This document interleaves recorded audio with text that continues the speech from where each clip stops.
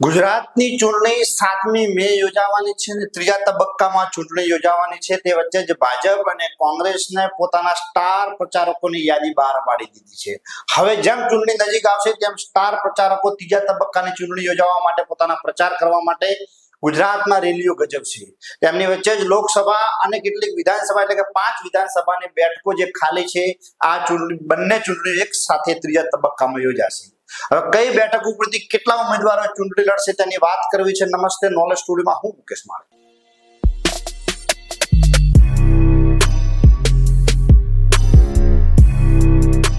લોકસભા બેઠકો 26 માંથી સુરતને બાદ કરતા એટલે કે હવે 25 બેઠકો ઉપર ચૂંટણી યોજાવાની છે અને તેમાંથી 266 જેટલા ઉમેદવારો વધ્યા છે અને તેમાંથી 19 જેટલી મહિલા ઉમેદવારો જે ચૂંટણી લડવાની છે.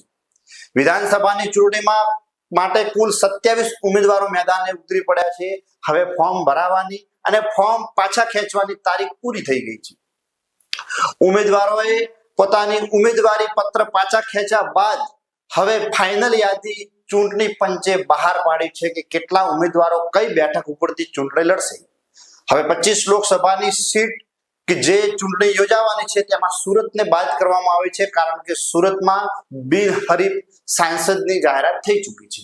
કારણ કે સામે નિલેશ કુંભાણી તેમની ફોર્મમાં કંઈક ભૂલ આવતા રદ થાય છે તેનું ફોર્મ એટલે મુકેશ દલાલને બિનહરીફ સાંસદ તરીકે ચૂંટવામાં આવે છે. વિધાનસભાની વાત કરીએ તો સૌથી વધુ 8 ઉમેદવારો જે વિજાપુર બેઠક ઉપરથી ચૂંટણી મેદાને ઉતરેલા છે અને સૌથી ઓછા એટલે કે 2 ઉમેદવારો વાઘોડિયા બેઠક ઉપરથી ઉતરેલા છે. તો લોકસભાની વાત કરીએ તો સૌથી વધુ 18 ઉમેદવારો અમદાવાદ બેઠક ઉપરથી લોકસભાની ચૂંટણી લડવા જઈ રહ્યા છે. હવે જોવાનું રહ્યું કે કેટલી ઉમેદવારો પોતાના તાકાત અનુસાર વોટરોને પોતાના તરફ ખેંચવાનો પ્રયાસ કરે છે તે તો આવનારો સમય બતાવશે.